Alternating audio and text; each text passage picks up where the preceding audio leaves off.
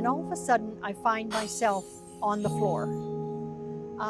Thankfully, my husband looked in the window, saw me on the floor, and came directly in and called 911. 911, what's the nature of your emergency?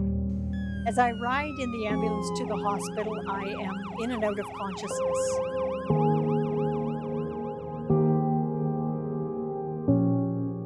I arrived at Foothills Hospital by ambulance, and my husband was the one that needed to make the decision. I wasn't able to. I had suffered an ischemic stroke, and so he was told about some options that were available because I was on the way out. And the option available at that time was experimental. It was in the experimental stages, and so he felt there was no other option than to do that. And so right away they went in and did the endovascular treatment.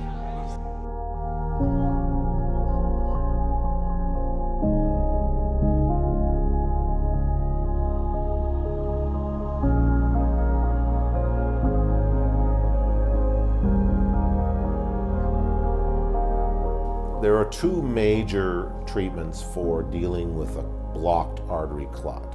And the first one that developed in the mid-90s was thrombolysis, so an intravenous drug where you essentially dissolve or break down the clot with a drug. It's an enzyme.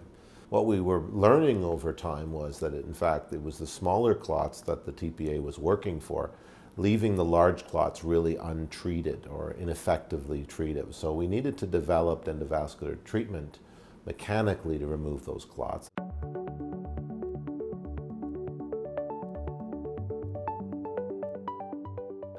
So I was one of the 3 PIs of the trial. I mean, this was a trial that Dr. Michael Hill, Dr. Mangoyle, and myself led.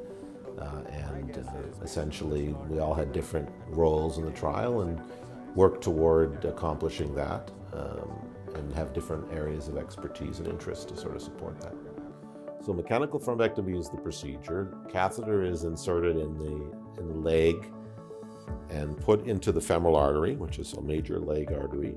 The catheter is thread up inside the artery, all the way up into through the aorta into the carotid artery usually, and then into the middle cerebral artery, where another catheter is placed over top, and that has the capability of a stent inside it. So you lay that catheter into the clot, unsheath that catheter, and the stent opens in the clot.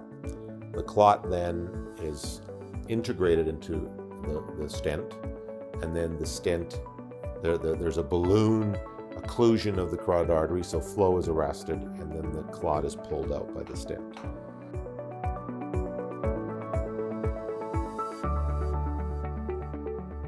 Our Data Safety Monitoring Board revealed to us to stop the trial because it was strongly positive. We'd actually suspended enrollment weeks earlier, waiting for this information, and then shut down the trial that day. So that it was public knowledge within hours globally. Essentially, it sort of was the new groundbreaking development in acute stroke. And because the big clots tend to have the worst outcomes, we've now been able to really impact those worst strokes, which have enormous disability for patients and their families. It's also sort of further catalyzed the so-called time is brain concept or brain attack concept, where we really need to be fast. If we can get these arteries open at 2 hours from onset, you can have remarkable outcomes. I can still remember coming out of that treatment after, checking my watch and saying, "So what time is it? Our kids have a date tonight." And the nurses said to me, "Oh, you're going to be here for weeks." I'm like, "Weeks? What am I going to do here for weeks?" And I went home at 4.5 days, which is just truly incredible. So essentially the treatment, thrombectomy, which is the mechanical removal of the clot by catheters, is being done in many countries.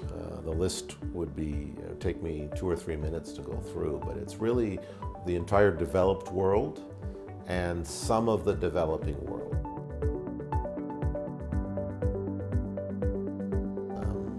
So we had to cobble funding from other sources, and that included some support from Heart and Stroke Foundation, and then a significant and unique donation from the Hotchkiss Brain Institute. We've got only so much time, so much energy to do these sort of impactful global things. And when you have funding or timely funding, you can get started, A, much faster, and B, have the support you need to be more efficient with that time. And so it's essential. In fact, I can give you many, frankly, tragic examples where a terrific idea has yet to go anywhere in the field that would potentially impact patients because the funding just isn't there. I can't imagine what my life would be without that treatment. Every week as we're here at the hospital, my husband and I talk to people, and they watch how I walk and they watch how I talk, and they see that the recovery that I have made, and it is so exciting to be able to wish them a great recovery, and it's all made possible because of the ESCAPE trial and research that continues to uncover new ways to deal with stroke.